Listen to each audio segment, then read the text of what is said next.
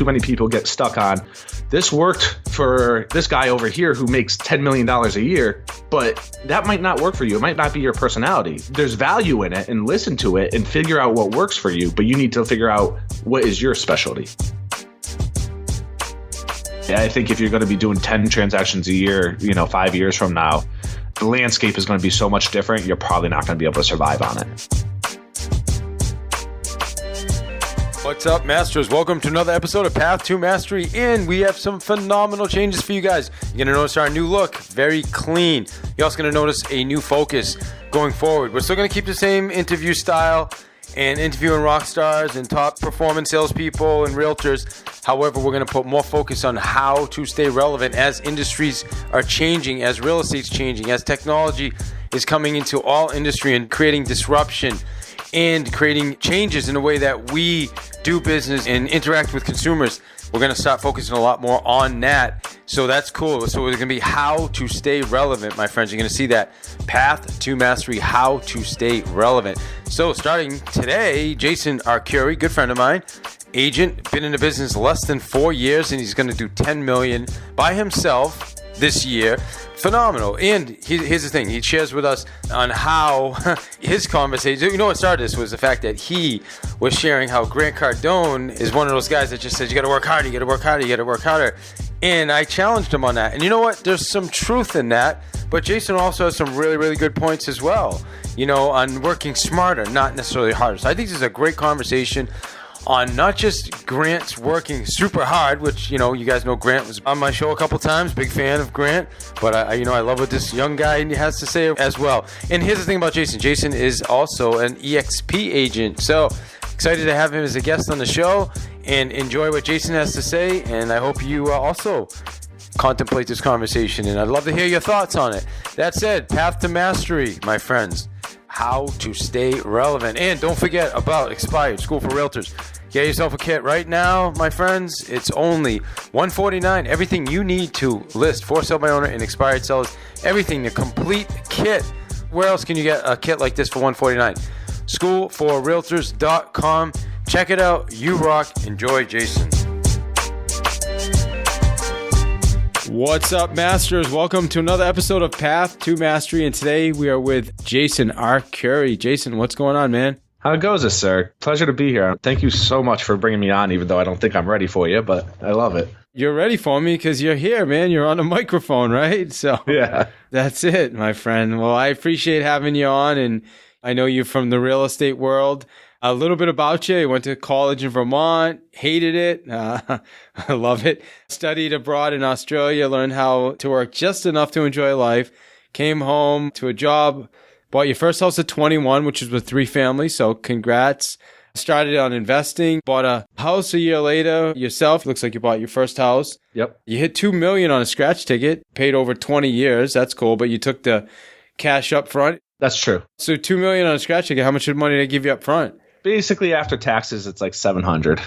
Okay, well, it's not a bad little chunk of change to start working with. Not bad at all. Way better than most people get, so I'll take it. Yeah, no doubt. I guess the question, though, is how much money did you spend and win $2 million? But, that's for another day. You invest in properties still. You hated your job. You love finances, so you figured to become an agent, in order to help others. You did that for 3 years. Now you're full-time, and you're just hiring your first admin, and I know your business is right around $10 million, right?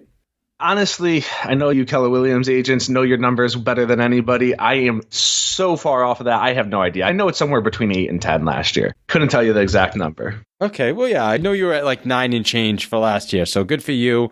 3 years in a business. That's pretty solid. So I appreciate you spending time. I like I said, you and I have spoke many times. I think it was a Facebook post that we kind of went back and forth a little bit on that created this conversation right here, right? You had posted about Grant Cardone, and I forget exactly. Do you remember that post? What was that all about? I remember it was one of the real estate groups I was in. People were blowing up the 10X convention, and I'm just like, I'm reading all the posts and comments, and it just irritated me. And, I had a couple beers, and I was just like, screw this. I'm going to write this in here, like, whatever. And I tried to get the point across is I don't believe we need to have people here who are amping us up. I find the most amped I am is when I go to classes that you have provided and the teachings you guys do, where I learned something to implement, and that's exciting to me. Okay, what is the step I need to get from A to B to C? Just sitting there and saying, you just got to work harder, got to work harder, got to work harder. I just feel like it's just redundant, and you should know if you're not doing a lot of business, you got to work harder. It's just inherent. Like something's missing. It's funny that you say that. So you say, and this is for a lot of people listening, you should know that you have to work harder and you should work harder, but yet how many people don't work harder? Well, I mean, I'd say probably 80-90% don't. Yeah. So going back to Grant Cardone, who I've had him on my podcast. I was on his show as well, and he's actually not a bad guy. And I agree with you to an extent that motivation, gets you pumped up. And it's kind of like a Tony Robbins event, right? You leave there, you could run through a wall. 3 weeks later, if you don't make changes, you're kind of back in the same place, right? Exactly. But don't you agree some people need that, but you need it consistently? I do agree with that. Is you need something consistently. And I think that's where, if you get into coaching or something like that, somebody who's accountable, I think that if all you're providing is to pump you up and you're not actually giving somebody the steps or the tools to implement things, you're not really bringing value. You could just ask your best friend to pump you up every day if you really want to, there's just so much more for how much people pay him for what it is. I feel like there's so much more value he could be bringing. I've never actually taken any of his courses, so I've read his books, which, his book pumped me up, to be honest with you, and I think sometimes you need to hear that message that it's just hard work and sometimes it's numbers.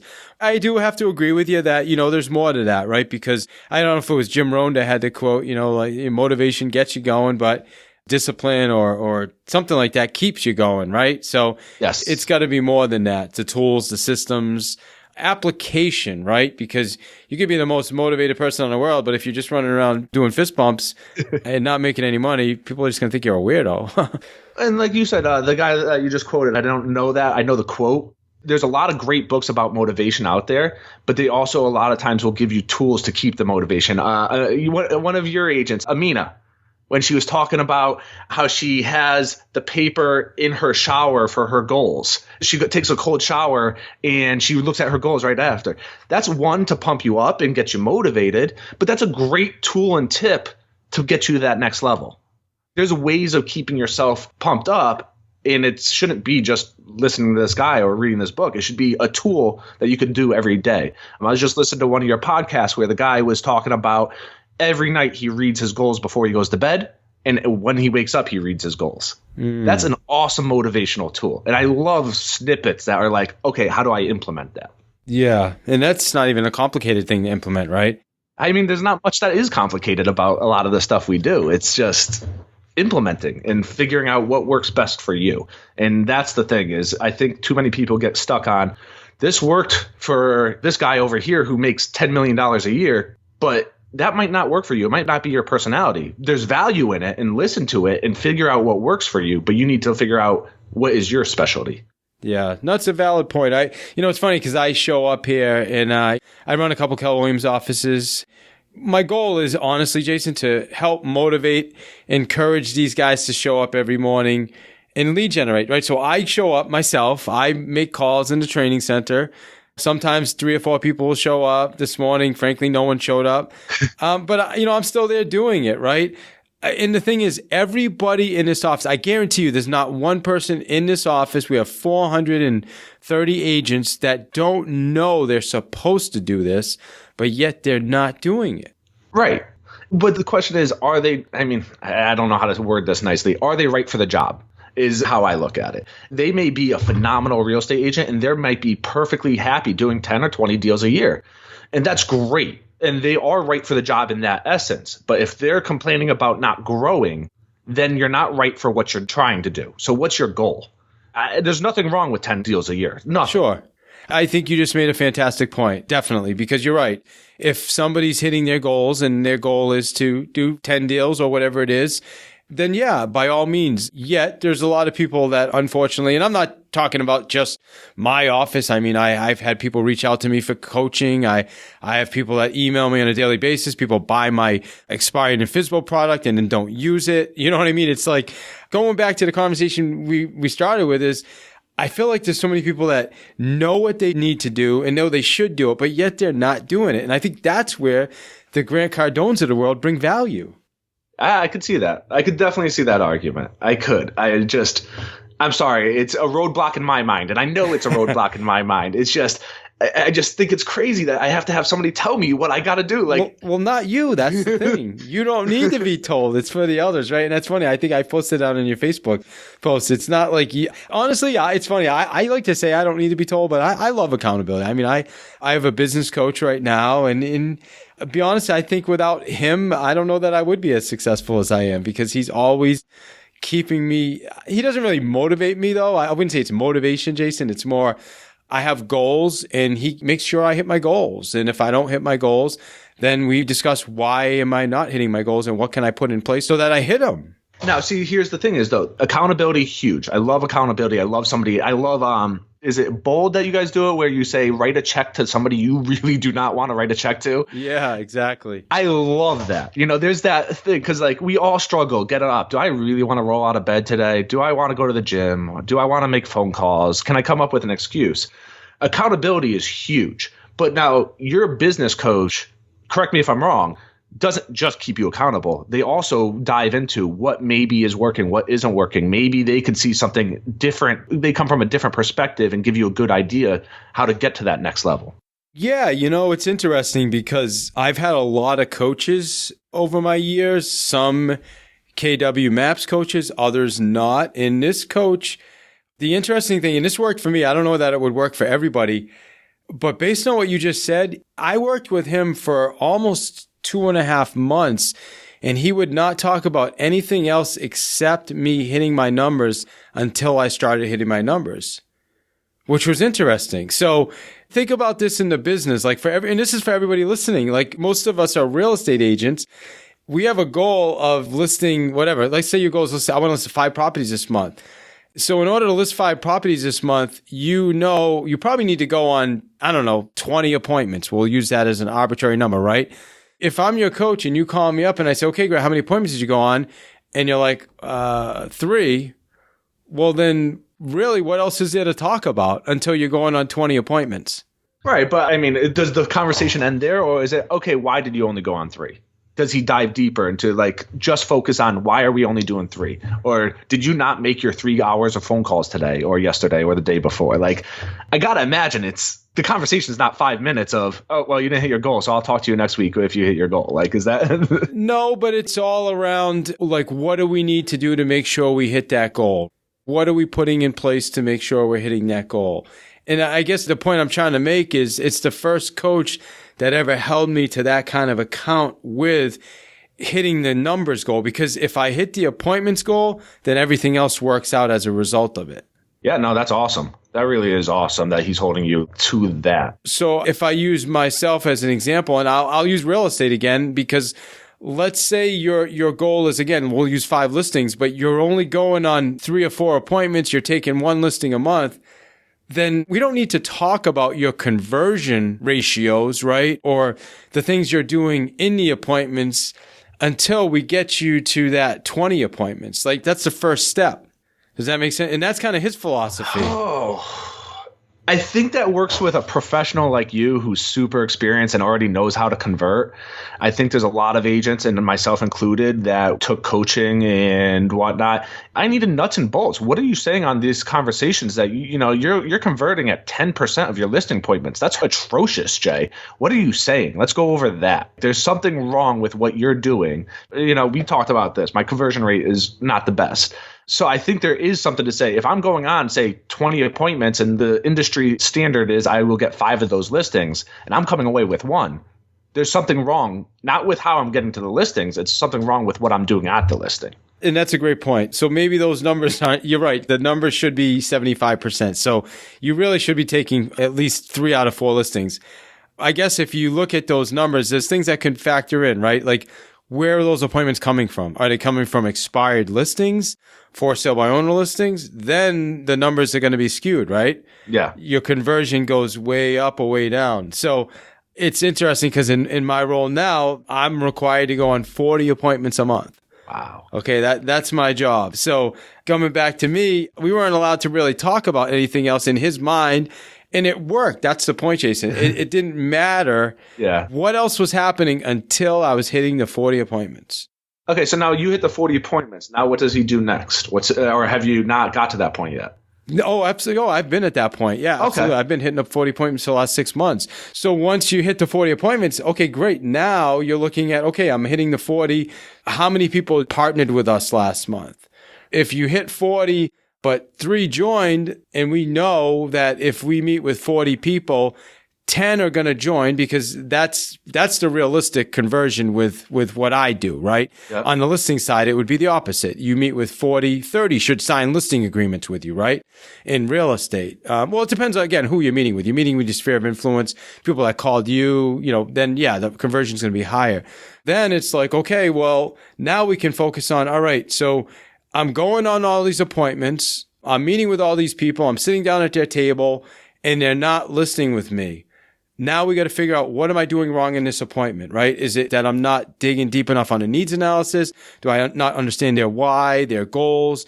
Am I not bringing enough value, right? I mean, those are the conversations we're going to have once we're going on enough appointments. Okay. So I guess to simplify it, the first step is we're having conversations so that we can get on enough at-bats that we can even have a record, right? And then once we're getting the at-bats, now we need to figure out, how do we convert? How do we get the ball over the wall? Yep. Does that make sense? It really does. I mean, in the initial conversation, the reason why I got a little deterred was because you were like, okay, I need 20 appointments to get 5 listings if that's my goal. Yes. But realistically, it really should just be, what your guy is saying is, get 20 appointments. That's your first goal, is I want you to get 20 appointments a month. Yeah. And yes, that will eventually get you to the 5 listings. Yeah, I love this conversation. And here's what I'm thinking now, listening and going back and forth with you.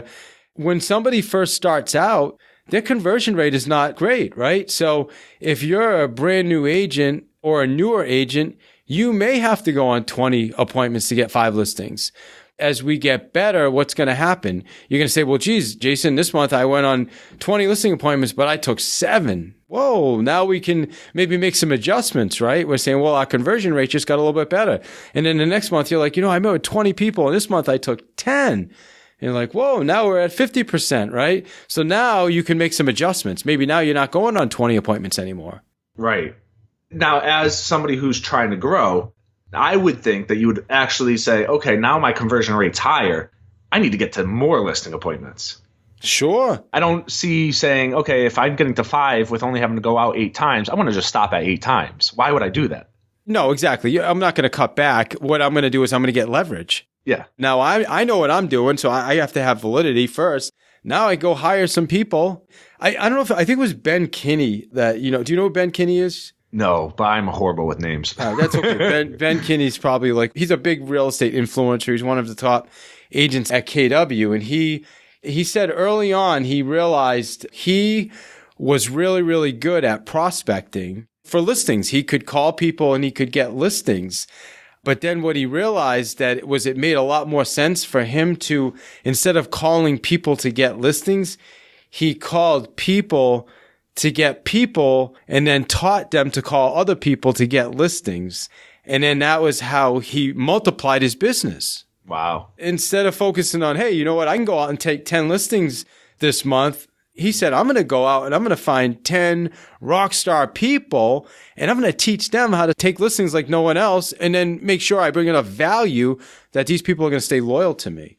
So he trained them to actually go out on the listing appointments, or did he train them to make the phone calls while he went on listing appointments? Well, I think in the beginning, he probably just taught them how to make phone calls and he would go on appointments, right? They would go with him. And then eventually, we're building a team. I don't know his exact numbers right now. He's got probably 15 teams around the country doing a ridiculous amount of business. So, and he's done it all through leverage. I just love the thought process behind when it became an aha moment to him that, hey, you know what? I can prospect for listings or I can prospect for talent.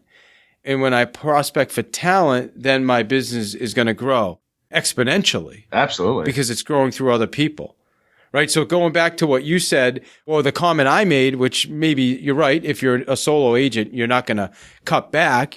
But at some point, you're going to say, okay, great. I can continue going on these 20 appointments and taking 15 listings, Or now maybe I'm going to go on 4 appointments or 5 appointments. I'm going to go hire 2 other people that are going to take the 20 listing appointments a month, right? And convert them. And then I can go and invest in real estate, or I can teach, or I can train, or I can coach. I can do some of those other things that I love doing.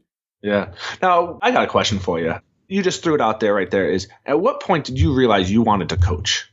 At what point in your career? Because I see some of these new agents immediately right off the rip are like, that's my goal, is to coach before they even start selling. And I'm like, yeah, I don't understand the mind jump, because like off the rip, I'm like, I want to help people get to houses. I'm starting to get to the point where I'm like, okay, now I kind of want to impart some of my knowledge. So now I'm bringing on a team member, and my goal with team members is I'm going to coach them directly. And if that ever goes into more coaching outside that, great. If not, no big deal. But I'm starting to see the transfer. I'm wondering, like, did you know like exactly when you wanted to make the transfer? That's a good question, man. I know for me, it was, I remember I taught a class at the Keller Williams office in Worcester. I don't know, it's got to be 10 years ago or something. And it was a mess, to be honest with you. It was choppy. But, you know, I listed, I sold 40 houses my first year, man. 42 houses my first year in the business. Wow. I joined the team. The team leader taught me how to prospect for sale by owners. I called all the newspapers. I listed all these properties. I took 6 listings or 7 listings my first month from FSBOs. You know what I mean? So I had that experience. I had that little bit of validity, right? So, you know, a few years in the business, my team was closing 60 transactions. So they asked me to teach a class. Wow. And I thought I knew everything, which I didn't, obviously, but I taught that class and it was a mess and I just kept doing it. And I think ultimately I love the feeling I got from teaching that class. And then people started reaching out to me. I was on our ALC Leadership Council and just doing business, and people asked me to be on panels and things like that. And I think it just led to that being a passion of mine. I don't think one day I just woke up and said, hey, you know what? I want to coach people. Honestly, I feel I'm more of a, I wouldn't say more of a speaker. I love training and presenting and speaking and being in front of large crowds. That's what I love doing. I love doing this right now, what we're doing. This is what I'm passionate about. You know, I can do this all day. Seriously. Masters, I hope you're enjoying the episode, and I'm going to get you right back to the show. Couple opportunities. First, here's your one place to master FSBOs and expireds. Guys, you're going to get the expired full kit, and I'm going to give you the scripts that you need to be successful with for sale by owners, whether it's Zillow leads, Make Me Move, makes no difference, or it's just a FSBO at the corner that you want to pop by and say hello to. Everything you need to be successful, my friends, with FSBOs and expireds. Your complete kit, only $149. Schoolforrealtors.com. That's it, schoolforrealtors.com. And second, guys, if you love podcasts, which obviously you do, you're listening to this, you're going to love Audible. Audible has maybe not every book you can think of, but has amazing library of the best books out there. You can get yourself a free Audible book, free, absolutely free, like FREE, from going to davidsfreebook.com. Just go to davidsfreebook.com. I'll even give you a recommendation. Right now, I went back to some old school. I'm listening to Harv Eker's Secrets of the Millionaire Mind. It's been fantastic to kind of regroup with that book, re-energize, and get my thinking right. So anyway, couple opportunities, schoolforrealtors.com, Master FSBOs and Expireds, and davidsfreebook.com. Master Mindset. You rock. I know people listen to the podcast. A lot of them probably know you, but for those that don't know David, I don't know David very well. I've had a few great interactions with him, and it's always the same conversation. All right, Jay, what can I do to help you? Where are you at? And I'll ask him questions. And I like to ask about what you're doing, what's going on with you, because my mindset is constantly always changing. So it's great to that. And every time I talk to David, there's always a different part of our conversation that covers his mindset that I'm like, oh my God, I never even thought something like that. It's great. I love it. I appreciate that, my friend. That's something I love about your Keller Williams mindset. Well, thank you. You guys have the best mindset in the world of always sharing, always sharing. Well, we appreciate that. And, you know, it's funny. I remember, and I share this story every time I teach career visioning. We had closed, I think, 94 transactions that year. It was about 18 million in volume or so. And I was invited to be in Gary Keller's mastermind in 2011. Like I went in there, man. I still have the suit. It's an Armani suit. It's silver with some white pinstripes. It's a nice suit. I don't wear suits like that anymore, but it's pretty cool, right? And I did a little under 18 million. I thought I was like the king of the world. I was number 1 and number 2 in my MLS at the Worcester Central Mass board.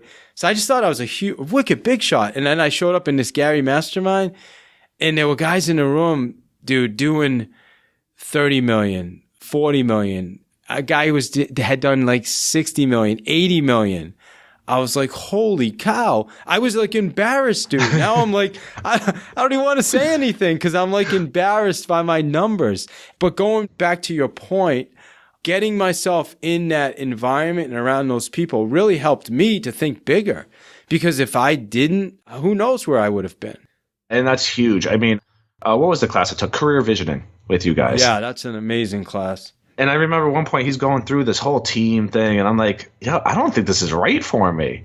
And I said that to him. He's like, what's your aha? I'm like, I don't think this is right for me. I don't really have an interest in having 80 people underneath me in this amazing tree. Like, I like the idea of like 3-4 direct people that I get to work super personal with.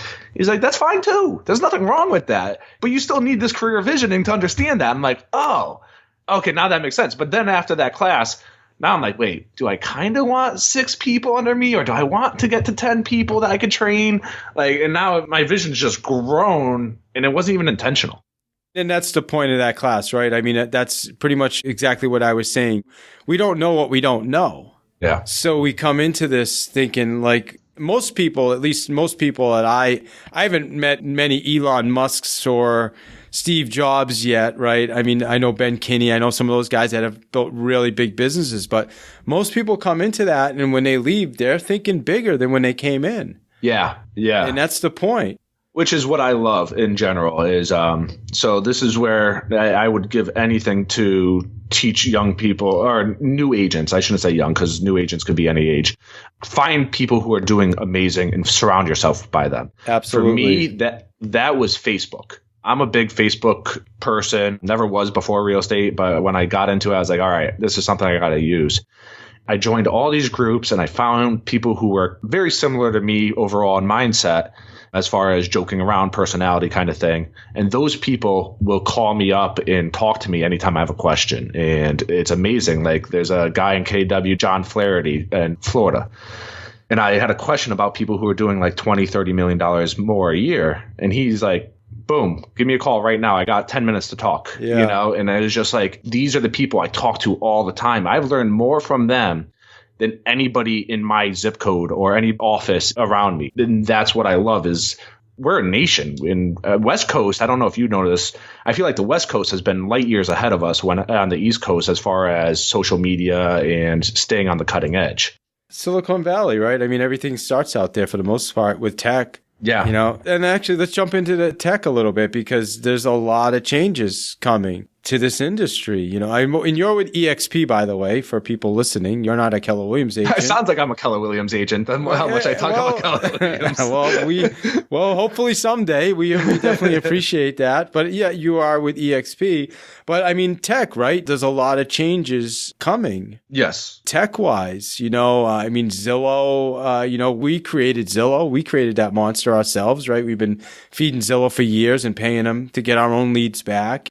Now you're seeing all these companies advertising, basically what they're trying to do is get in the middle of all real estate transactions. And that's the first step. Zillow has actually achieved that.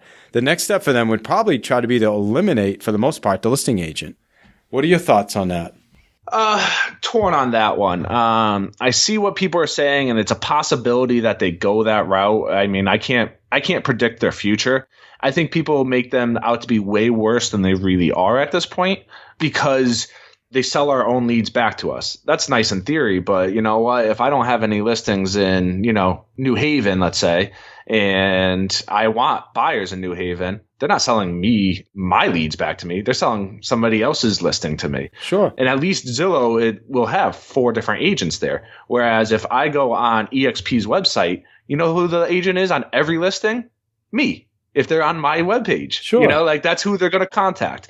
Zillow is just a better marketer because they've built the brand so well. Now they're super powered. I am getting worried with them buying houses. I think a lot of people are going to lose a lot of money on that, and I don't like that. Yeah, I think ultimately I agree with you. And we have a system at Keller Williams called My Listings, My Leads. So you get all your own leads when you list a property. I think if Zillow could cut us out now, they would. They're just not prepared to take all those buyer leads, because what Zillow doing is they're creating instant offers, right?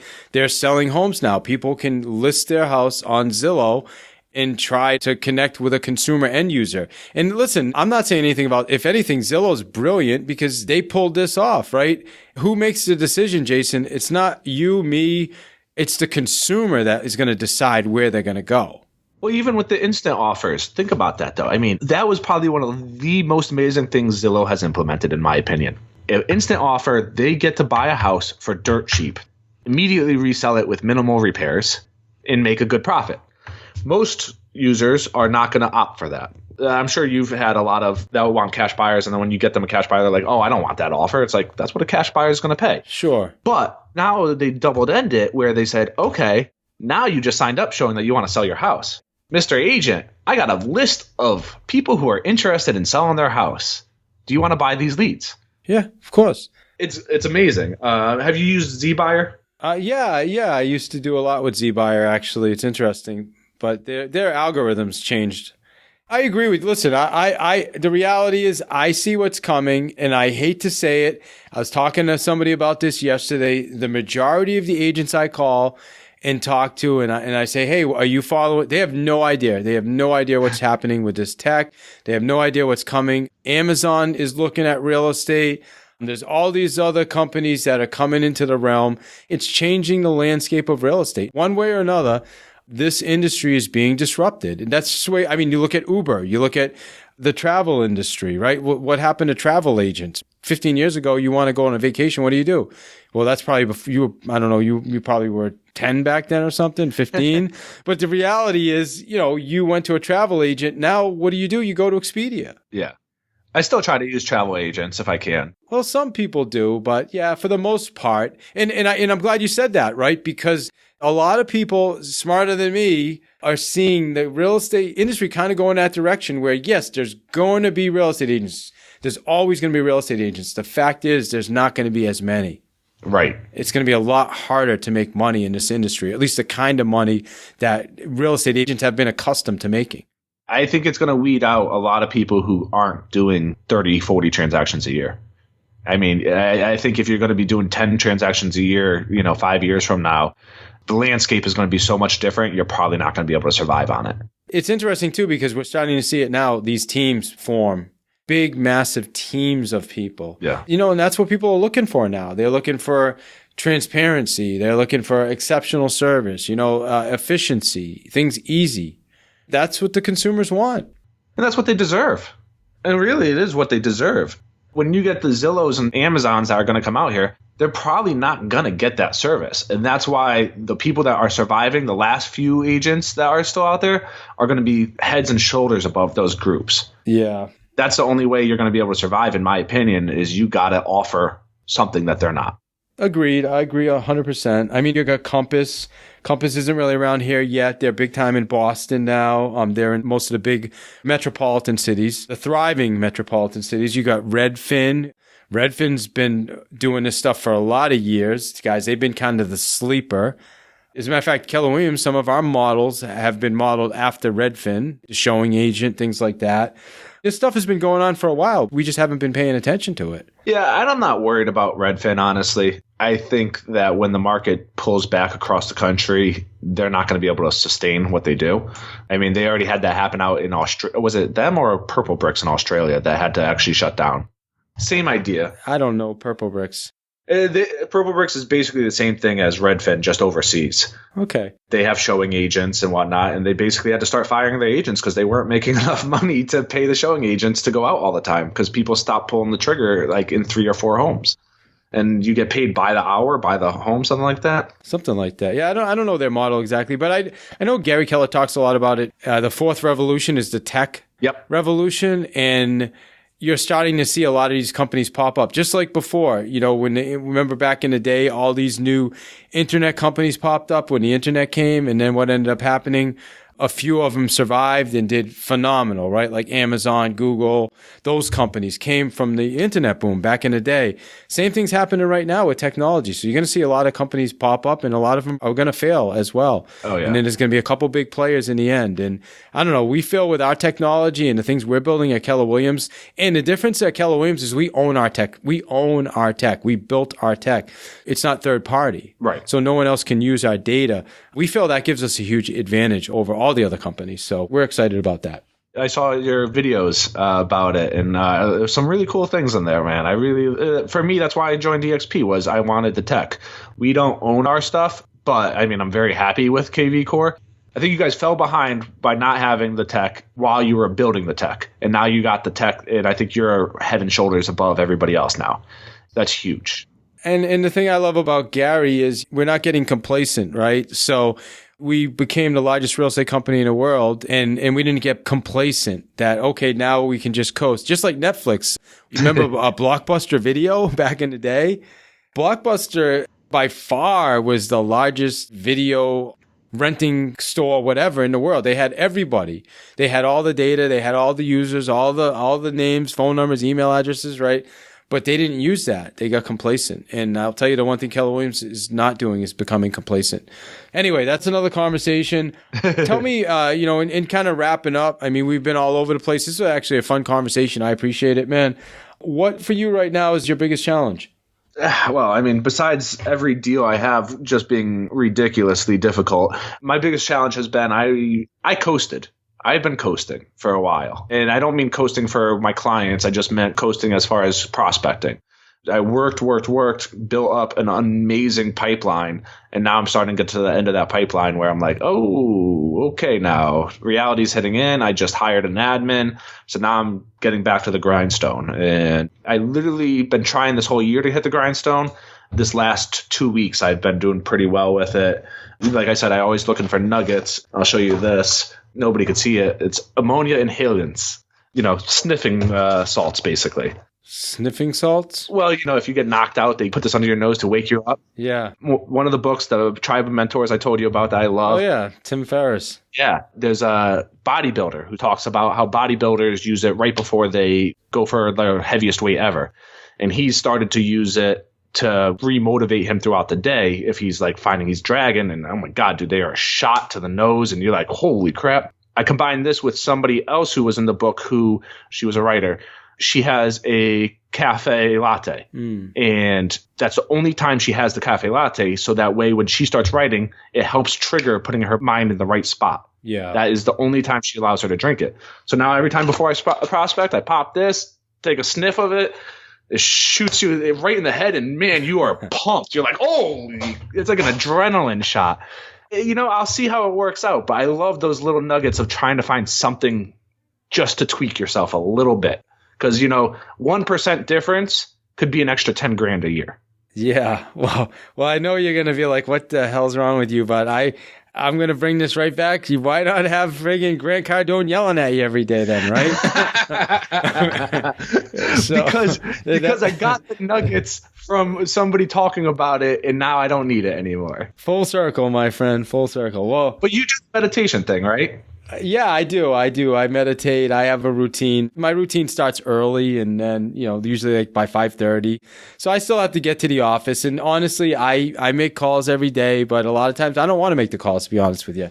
I don't want to get hung up on. I don't want to be talked mean to. It's just the way it is. But I've conditioned myself. I'm used to it. And I just do it and show up. And I realize it's part of the process. Awesome. All right, awesome. Well, hey, it was fun. It was a fun conversation with you, brother. You've been doing real estate 3 years. You're doing 10 million in volume. That's solid. I mean, I know you're business minded, so you're gonna take that wherever you want to go. If you want to take it to 50 million, 100 million, wherever you want to take it. But what would you say you want people to take from listening to this today? Learn everything you can, especially if you're a new agent. Don't write somebody off because you don't think that works for you. Try everything. What I tell new agents is pick 5 prospecting things that you have picked up from people that you think work for you or things you like. Do all 5 of those for 2 weeks. Cut out 2 of them. Okay, so now you're down to 3. Do another 3 weeks with those 3. Cut it down to 2. Those 2 should be what you're really amazing at. Master them. Then start adding back on. because what happens is we all try to tackle the world at once. Like when I got an agent, I did my website, I did my cards, I was doing everything, handing out everything. And it's just you get inundated and then you never focus on the things that are going to bring you business, the things that you're really good at. Some people are really good with their sphere of influence.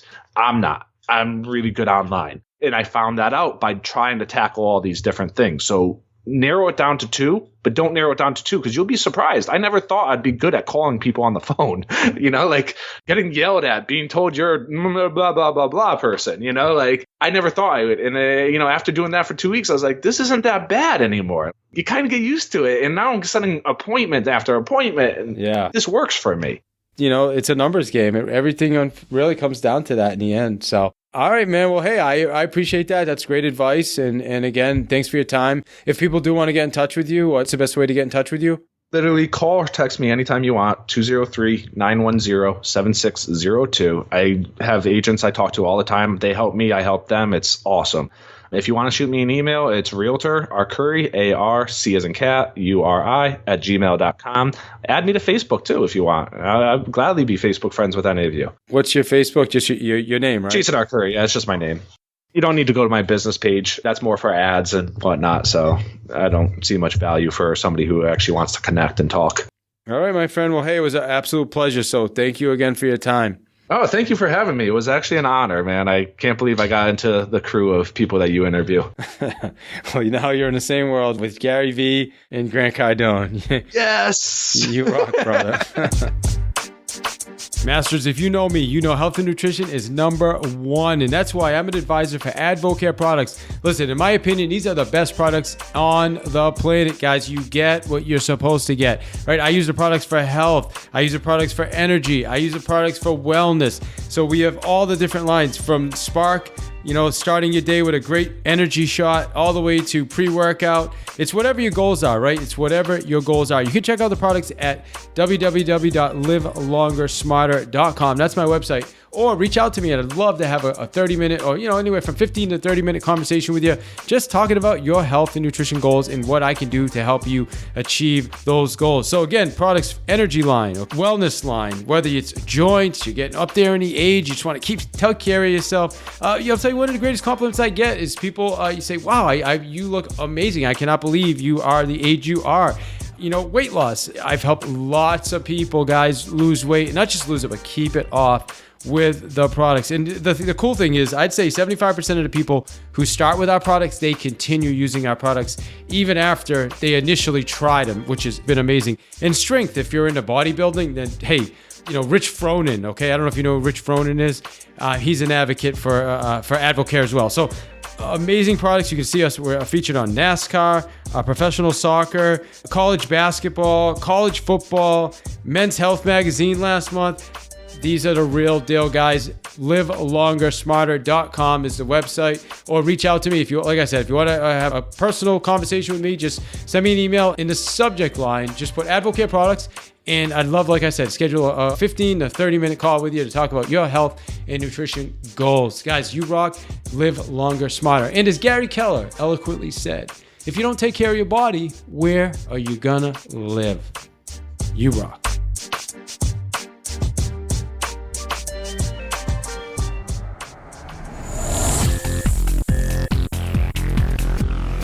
You are listening to One More Sale with your host, David I. Hill, author of the Sales Playbook.